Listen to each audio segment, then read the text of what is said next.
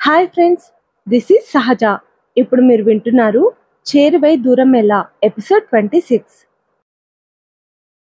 మిథున్ సర్వెంట్స్కి నెల జీతం అడ్వాన్స్గా ఇచ్చాడు. వాళ్ళు అతనిని అయోమయంగా చూశారు. మిథున్ ప్రకాష్కి ఫోన్ చేసి కొత్త సర్వెంట్స్ని ఏర్పాటు చేయమని చెప్పాడు. అది విన్న సర్వెంట్స్ షాక్కి గురై మమ్మల్ని ఎందుకు పళ్ళ నుండి తీసేస్తున్నారు అని అడిగారు. ఎందుకో మీకు తెలీదా?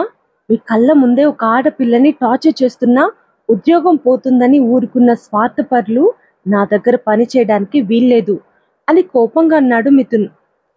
Sir please shut up, get out. Mithun అరుపుకి భయపడి అందరూ వెళ్ళిపోయారు. ఇంటి నిండా మనుషులతో ఉన్న ఇల్లు అందరూ వెళ్ళిపోయాక వెలవెలబోతుంది. కానీ తన ఇల్లు అందరూ వెళ్ళిపోయాకే వెలిగిపోతున్నట్లు మిథున్కి అనిపించింది. మిథున్ సంజన దగ్గరకు వచ్చి ఆమె తలను ప్రేమగా నిమురుతూ ఆమెను కన్నీళ్లతో చూశాడు. ఇంత నరకం ఎలా భరించావు సంజన? నా కోసం ఇంకెన్ని చేస్తావు? నీ కంట్లో నలుసుపడిన బాధపడే నేను పరిస్థితులు చూసి ఎలా తట్టుకుంటాను చెప్పు? నీకేమైనా అయితే నా ప్రాణం పోతుంది. మనసులోనే ఏడుస్తూ ఆమె చేయిని తన గుండెలకు కత్తుకున్నాడు మిథున్.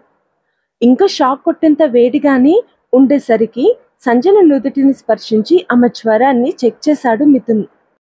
కొంచెం కూడా తగ్గలేదు అని టెన్షన్ పడుతూ 2 నిమిషాలకు ఒకసారి తడిగుడ్డతో ఆమె నుదుటి మీద అద్దాడు.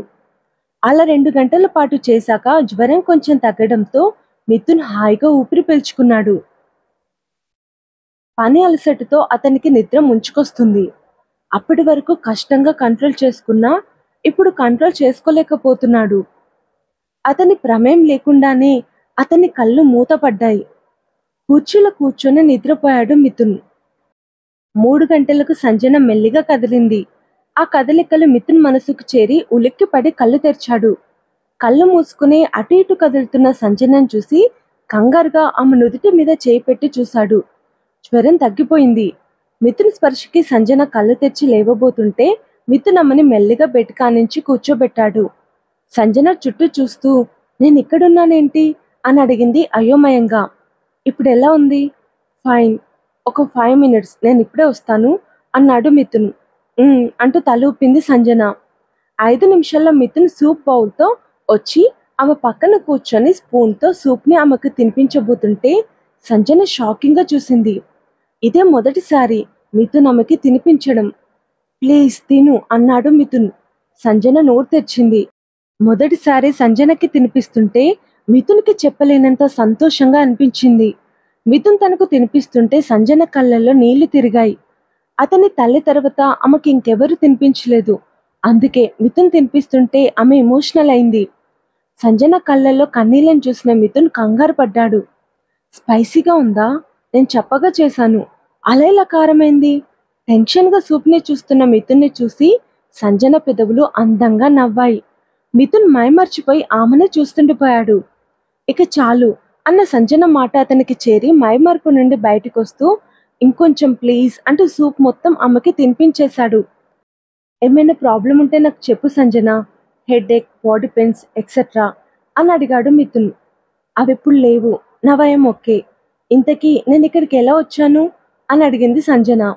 నేనే తీసుకొచ్చాను. సంజనకి టెన్షన్ అయింది. నీకెలా తెలుసు నాకు జ్వరమని? నీ రూమ్ కోసం వెతుక్కుంటూ వెళ్తుంటే స్టోర్ రూమ్ నుండి జ్వరంతో బాధపడుతున్నా నీ మూలుగులు వినిపించి లోపలికి వెళ్ళి నేను చూసి ఇక్కడికి తీసుకొచ్చాను అని చెప్పాడు. స్టోర్ రూమ్లో ఎందుకున్నావంటే ఏం చెప్పాలి అని ఆందోళన పడుతుంది సంజన. అది గమనించిన మిథున్ నేను నిన్ను ఆ క్వశ్చన్ అడగనులే, టెన్షన్ పడుకు అన్నాడు. అంటే అంతా తెలిసిపోయిందా? మనసులో అనుకున్న ఆమె ప్రశ్నకి జవాబుగా ఎస్, తెలిసిపోయింది అని చెప్పాడు మిథున్. వాళ్ళేదో తెలియక చేశారు. ప్లీజ్ మిథున్, వాళ్ళని ఇంట్లో నుండి పంపించేయద్దు అని రిక్వెస్ట్ చేసింది Sanjana. You are so late. అంటే వాళ్ళను ఇంత చేసిన వాళ్ళని నేను ఇంకా ఇంట్లో ఎలా ఉండనిస్తాననుకున్నావు సంజన? అతని హావభావాలు కోపంగా మారాయి. ఆంటీ కోరిక నెరవేర్చలేకపోయాను నేను అంటూ సంజన బాధపడుతుంది. మిథున్ ఆమె చేయిని ఆప్యాయంగా పట్టుకొని వీళ్ళింత రాక్షసంగా ఉంటారని తెలుసుంటే అమ్మా నాన్న వీళ్ళ దగ్గరికి నన్ను చేర్చాలనుకునే వాళ్ళే కాదు. నువ్వు ఈ విషయం గురించి మర్చిపో సంజన అని ఆమెకి నచ్చ చెప్పాడు. నేనంటూ లేకపోయింటే వాళ్ళు నీతోనే ఉండేవాళ్ళు కదా మిథున్ అని అంది సంజన. నువ్వంటూ లేకపోయింటే నేనంటూ ఉండేవాణ్ణే కాదు సంజన అని మనసులో అనుకున్నాడు మిథున్. సంజన ఇంకా బాధపడుతూనే ఉంది. ఆమె వాళ్ళ గురించి ఇంకెప్పుడు ఆలోచించకుండా ఆమెకి నచ్చ చెప్పాలనుకున్నాడు Mithun. They are very dangerous Sanjana. వాళ్ళు ఇక్కడే ఉంటే నా లైఫ్తో ఆడుకునేవాళ్ళు. అది నీకు ఓకేనా అని అడిగాడు. నో అంది సంజన. నా జీవితాన్ని నాశనం చేయాలనుకున్న వాళ్ళతో నేను ఉండాలని అమ్మ నాన్న కోరుకుంటారా? నో, దట్స్ ఇట్ అని మిథున్ అనగానే సంజన ఆలోచించడం మొదలుపెట్టింది. వాళ్ళ అమ్మాయిని మిథున్కిచ్చి పెళ్లి చేయాలని ప్లాన్ వేశారు. అందులో భాగంగానే నన్ను టార్చర్ చేశారు. ఎన్ని కుట్రలు చేసైనా మిథున్కి వాళ్ళ అమ్మాయినిచ్చి పెళ్లి చేసేవాళ్ళు. ఇష్టం లేని పెళ్లితో మిథున్ లైఫ్ స్పాయిల్ అయ్యేది. అమ్మో, ఇలాంటి వాళ్ళతో మిథున్ ఉండకూడదు. ఆంటీ అంకుల్ కూడా అది ఎప్పటికీ కోరుకోరు అని జ్ఞానోదయం అయింది ఆమెకి. యు ఆర్ రైట్ అంది సంజన. హమ్మయ్యా, ఇప్పటికైనా తెలుసుకున్నావు. ఇక పడుకో అంటమ్మని పడుకోబెట్టి దుప్పటి కప్పాడు మిథున్. నువ్వు కూడా పడుకో మిథున్, నేను పడుకుంటానులే, ముందు నువ్వు పడుకో. నా భయం ఓకే, ప్లీజ్ పడుకో. సరే అంటూ ఆమె పక్కకు వచ్చి పడుకున్నాడు మిథున్. ఏమైనా అనిపిస్తే నన్ను లేపు, ఓకేనా? ఓకే పడుకో అంది సంజన. మిథున్ మధ్య మధ్యలో లేస్తూ ఆమె జ్వరాన్ని చెక్ చేస్తూ ఉన్నాడు.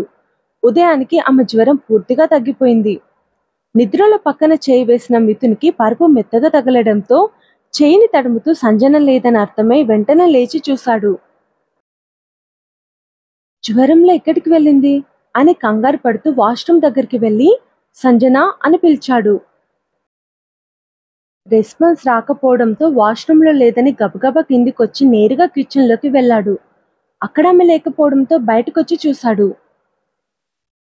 పైప్తో మొక్కలకి నీళ్లు పోస్తూ కనిపించింది సంజన. మిథున్ కోపంగా ఆమె దగ్గరికి వెళ్ళి, నీకు జ్వరం వచ్చిందని మర్చిపోయావా అన్నాడు. మర్చిపోయాను, ఎందుకంటే ఇప్పుడు జ్వరం లేదు కాబట్టి అంది సంజన. ఈ పనులు నువ్వు చేయాల్సిన అవసరం ఏముంది? మరెవరు చేస్తారు? మేడ్స్. ఏరు వాళ్ళు నడుమును పట్టుకొని బొమ్మలు ఎగిరేస్తే అడిగింది సంజన. వాళ్ళని అతను పంపించేయడం గుర్తుకొచ్చి మిథున్ జుట్టును పైకనుకుంటూ అటువైపు తిరిగాడు. ఆమెకేం చెప్పాలో అర్థం కాక. పాపం మిథున్, బెదిరిస్తే వాళ్ళేం చేస్తారు చెప్పు? ఉద్యోగమే కదా వాళ్ళ జీవనాధారం. కళ్ళ ముందు మనిషి ప్రాణాలు తీస్తుంటే ఉద్యోగం కోసం ఊరుకున్న నీకొక్కేనా? చూడు సంజన, నీది చాలా సెన్సిటివ్ మైండ్. అందుకే నువ్వు అందరి మీద జాలి పడతావు. ఇట్స్ నాట్ రైట్ అన్నాడు మిథున్ సూటిగా చూస్తూ. సరే, న్యూ మేడ్స్ వచ్చే వరకు ఇలాంటి చిన్న చిన్న పనులైనా నేను చేస్తాను, ఓకేనా? Not okay. మరెవరు చేస్తారు? నేను చేస్తాను అంటూ ఆమె చేతి నుండి పైప్ లాక్కున్నాడు. ఇక్కడ మొక్కలకు నీళ్లు పోస్తుంటే అక్కడ బాంబే ఫ్లైట్ మిస్ అవుతుందనుకుంటా. బాంబే ఫ్లైటా? ఈరోజు యాడ్ షూట్కి వెళ్ళాలి, మర్చిపోయావా? మిథున్ గుర్తు చేసుకుని, ఓ ఎస్ మర్చిపోయాను అన్నాడు. త్వరగా వెళ్ళి రెడీ అవు. నేను వెళ్ళను. ఎందుకు? జ్వరంలో ఉన్న నిన్ను ఇలా ఒంటరిగా వదిలేసి ఎలా వెళ్ళాలి? నాకు జ్వరం తగ్గిపోయిందని నీతో ఎన్నిసార్లు చెప్పాలి మిథున్? మళ్ళీ రావచ్చు కదా. నువ్వు వెళ్ళకపోతే నా వల్ల నేను మంచి ప్రాజెక్ట్ మిస్ అయ్యావని నేను లైఫ్ లాంగ్ గిల్టీగా ఫీల్ అవుతాను. అది నీకు ఓకేనా అని అడిగింది సంజన. నీ ఫ్రెండ్ రవలి ఫోన్ నెంబర్ ఇవ్వు అని అడిగాడు మిథున్. ఎందుకు? ఫోన్ చేసి రమ్మంటాను. నేను చేసి రమ్మంటాను కానీ నువ్వు వెళ్ళు. నిజంగానే రమ్మంటావా? అది వచ్చాక వీడియో కాల్ చేసి చూపిస్తాను, సరేనా? త్వరగా వెళ్ళి రెడీ అవ్వు మిథున్, ఫ్లైట్కి టైం అవుతుంది. సరే అంటూ మిథున్ వెళ్తూ ఉంటే సంజన అతనితో పాటు వచ్చింది.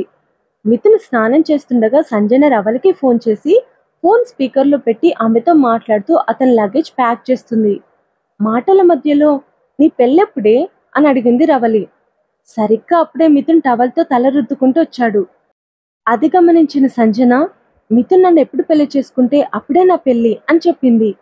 అది విన్న మిథున్ ఒక్కసారిగా షాక్ అయ్యాడు. సంజన నన్ను పెళ్లి చేసుకోవాలనుకుంటుందా? తెలియకుండానే మిథున్ కళ్ళల్లో నీళ్లు తిరిగాయి. ఆనందంతో అతని శరీరం చిన్నగా కంపించింది. అంతులేని సంతోషం అతనిని ఉక్కిరి పిక్కిరి చేస్తుంది. అతని మనసు గాలిలో తేలిపోతుంది. సంజనని గట్టిగా కౌగలించుకోవాలని అమ్మ దగ్గరికి వెళ్తున్న మిథున్ అమ్మని సర్ప్రైజ్ చేయాలన్న ఆలోచన రావడంతో ఆగిపోయాడు. మిథున్ రావడం చూసిన సంజన వెంటనే కాల్ కట్ చేసింది.